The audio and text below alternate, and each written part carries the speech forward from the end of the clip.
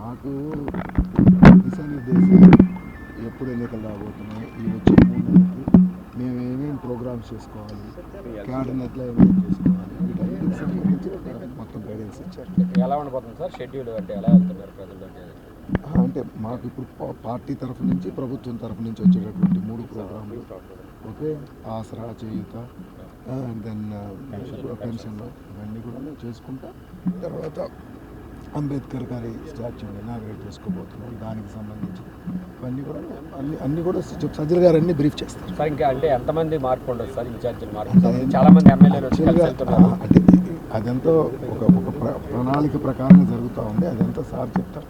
అంటే మేమందరం మాట్లాడుతున్నాం, ఒకళ్ళు ఎంపవర్, అది సజ్జల గారు మాట్లాడుతారు. సార్ నియోజకవర్గాల్లో నేతల మీద సమన్వయం కోసం మీకు బాధ్యత మాకందరికి ఆర్సీలకు అందరికీ చెప్పారు కదా, మొట్టమొదటే చెప్పారు, ఎవరెవరి నియోజకవర్గాలకు సంబంధించిన వాళ్ళకు మేమే అక్కడ క్యాండిడేట్ లాగా పనిచేయాలని చెప్పి మా నాయకుడు ముందే చెప్పినారు. అది అందరూ మేమంతా కూడా కలిసి వాళ్ళందరూ కల్పించుకొని ఏంటి ఇప్పుడు 100% మంగళగిరి సీటు వైఎస్ఆర్సీపీ గెలవబోతా ఉంది. రీజనల్ కోఆర్డినేటర్స్ మీటింగ్ ఏ అంశాల మీద చర్చించారు? సహజంగానే రీజనల్ కోఆర్డినేటర్ల సమావేశం పార్టీకి సంబంధించినంత వరకు ఫంక్షనల్గా అన్ని రీజియన్లకు సంబంధించిన పార్టీ యాక్టివిటీస్, పొలిటికల్ అన్ని డిస్కషన్కి వస్తాయి. ఈరోజు జరిగిన వాటిలో కూడా రివ్యూ ఎవరీ ఫ్రీక్వెంట్గా జరిగే దాంట్లో భాగంగా ఇప్పుడు జరుగుతున్న కార్యక్రమాలు, ముఖ్యంగా సామాజిక న్యాయ యాత్ర ఇది జరుగుతుంది, బస్ యాత్రలు జరుగుతున్నాయి. అది ఇప్పుడు 50% దాదాపు జరిగాయి. మిగిలినవి ఎట్లా టేకప్ చేయాలి, అక్కడ జనవరిలో 3 ప్రధానమైన హామీలకు సంబంధించి ఇంప్లిమెంట్ చేస్తున్నవి 3,000 రూపాయలకు పెన్షను, అలాగే ఫైనల్ ఇది ఆసరా, చేయూత, అవి కూడా ఇవి జరుగుతున్నాయి. అది వైఎస్ఆర్ కాంగ్రెస్ పార్టీ జగన్మోహన్ రెడ్డి గారు ఇచ్చిన హామీల్లో ప్రధానమైనవి పూర్తి చేశారు. ఇప్పుడు వాటిని కింద ఎక్కువగా జనంలోకి తీసుకెళ్ళడము, ఒక సెలబ్రేషన్ లాగా చేయడం.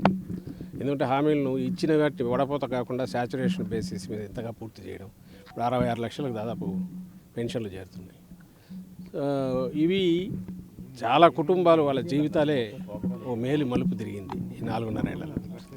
సో దానికి ఫైనల్ ఇన్స్టాల్మెంట్ పే చేస్తున్న సందర్భంగా దాని గురించి పార్టిసిపేషన్ అందరిది ఉండేటట్టు, పార్టీ యంత్రాంగం అంతా కదిలేటట్టు, అలాగే ఎమ్మెల్యేలు పూర్తి పార్టిసిపేట్ చేసేటట్టు, బెనిఫిషరీస్ అందరినీ కాంటాక్ట్ చేసేటట్టు, ఇవన్నీ చర్చలు అవన్నీ జరిగాయి. అలాగే అంబేద్కర్ విగ్రహావిష్కరణ ఒకటి ఉంది, దానికి సంబంధించి కూడా ఏర్పాట్లు చేయాల్సినవి, పార్టిసిపేషన్ పూర్తి స్థాయిలో ఉండేట్టు చేసి ఇది ప్రధానంగా కారణం.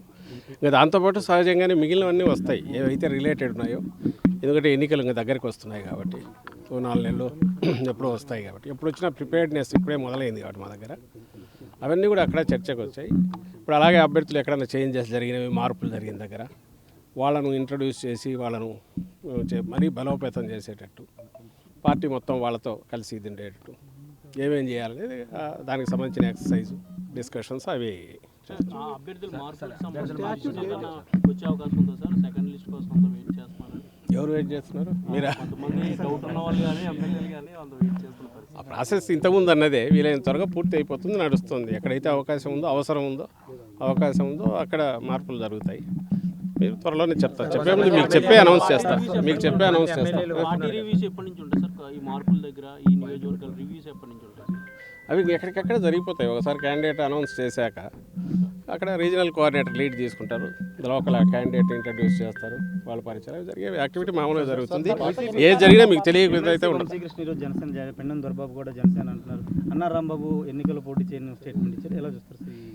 దీన్ని చూసేది ఏముంది, ఎవరు నేను దీని ప్రకారం ఉంటుంది. పార్టీ అనేది నిరంతరం జరిగేది. దీంట్లో రకరకాల వ్యక్తులు ఉంటారు, వాళ్ళ దీంట్లోకి ఆలోచనలు వేయటం వల్ల మార్పులు జరుగుతుంటాయి. మేము ముందు నుంచి చెప్తున్నది ఒకటే, వైఎస్ఆర్ కాంగ్రెస్ పార్టీ చాలా బలోపేతంగా ఉంది. దీంట్లో ఏ కారణాల వలన ఎవరైనా పోతుంటేనో, లేదా ఇక్కడ ఇంతకు మించి గ్రోత్ లేదని వాళ్ళు అనుకుంటేనో, వాళ్ళ సొంత కారణాలతో ఎవరు పోయినా కూడా వీళ్ళందరూ నచ్చచెప్పడానికి ట్రై చేస్తాం. కానప్పుడు చేయగలిగింది ఏముంది పార్టీ?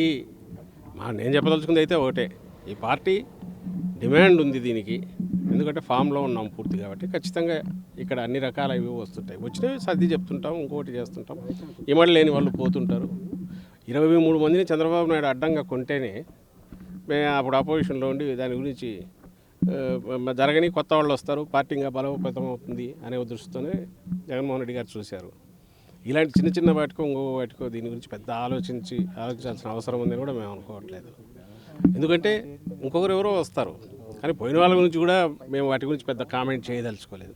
అలాగే ఆ మధ్య 4 సస్పెండ్ చేశాం ఎమ్మెల్సీ ఎన్నికల సందర్భంగా. ఎప్పుడైతే పార్టీ విధానాలకు తగినట్టు కుదరట్లేదు, వాళ్ళు కొసగలట్లేదు, వాళ్ళు ఉండలేకపోతున్నారు, వీళ్ళు ఉంటే పోను ఇంకా పార్టీకి నష్టం ఇదవుతుంది అనుకున్నప్పుడు వాళ్ళ మీద యాక్షన్ కూడా తీసుకున్నాం. ఇది మీరు ఫస్ట్ పార్టీ పెట్టిన రోజు నుంచి జగన్మోహన్ రెడ్డి గారి ఆలోచన విధానం వైఖరిని మీరు గమనిస్తే ఎప్పుడు ఇలాంటి వాటిలో ఒక్కసారి ఆ పుండు పెద్దదే ఇంకా ఇది ముందే ఏమన్నా చర్య తీసుకోవడం, లేదా వెళ్తుంటే వాళ్ళను వాళ్ళ ప్రయోజనాల కోసం వాళ్ళు వెళ్తుంటే దాన్ని కూడా అంతే బ్రాడ్ మైండ్తో చూడడం అనేది అలవాటు చేసుకున్నాం. ఇది కూడా అందులో ప్రాసెస్లో భాగం. కొత్త వాళ్ళు వస్తారు. కొంతమంది ఎమ్మెల్యేలు మీరు పిలిపించి మాట్లాడిన ఎమ్మెల్యేలకు సంబంధించి తూర్పుగోదావరి జిల్లాకు సంబంధించి కానీ కొంతమంది వాళ్ళ అనుచరులు టికెట్ల విషయంలో కొద్దిగా మీటింగ్లు పెట్టుకోవడం, టికెట్ల విషయంలో డిమాండ్ చేస్తున్నారు. అంటే తూర్పుగోదావరి జిల్లాకు సంబంధించి మనకి ఎక్కడైనా జరుగుతుంది. అది ఇంతకుముందు మేము అనౌన్స్ చేసినప్పుడు చెప్పాము, గతంలో కూడా చెప్తున్నాం. ఒక నాయకుడితో అనుబంధం ఉన్నాక దాంట్లో చేంజ్ జరిగినప్పుడు కింద వాళ్లకు కొత్త వాళ్ళతో అడ్జస్ట్ కాగలమో లేదో అనేది ఒక డైలమా రావచ్చు. అప్పుడు ఏదైనా దాంట్లో కొంచెం అసంతృప్తులు రావచ్చు, వాళ్ళకు నచ్చ చెప్పడము. ఆ పనే చేయడానికి ఈ యంత్రాంగం అంతా ఉన్నది. పైనుంచి మా దగ్గర నుంచి అందరూ రీజనల్ కోఆర్డినేటర్లు అందరి దగ్గర నుంచి ఇంకా కింది వరకు ఉండేవాళ్ళు, జిల్లా అధ్యక్షులు కానీ అబ్జర్వర్స్ కానీ డిఫరెంట్ లేయర్స్ ఉన్నది. అదే ఆ ప్రయత్నాలు ఎప్పుడూ జరుగుతూనే ఉంటాయి. అవి చాలా వరకు సక్సెస్ అవుతాయి. మా విశ్వాసం ఏంటంటే జగన్మోహన్ రెడ్డి గారు ఈ పార్టీ పెట్టినప్పటి నుంచి ఇన్నాళ్ళు ఉన్న వాళ్ళంతా 90% కేవలం ఏదో ఈరోజు పదవి దీనికోసం ఉండడమే కాకుండా లాంగ్ టైం జర్నీకి దీంతోనే ఉద్దేశంతోనే వచ్చారు కాబట్టి నచ్చ చెప్పగలడంలో వీళ్ళంతా సక్సెస్ అవుతారేమో అని అనుకుంటాం, అవుతున్నాం కూడా. సబ్స్క్రైబ్ చేయండి. Please do subscribe to Please like, share and subscribe to top Telugu TV. Top Telugu TV. Top Telugu TV.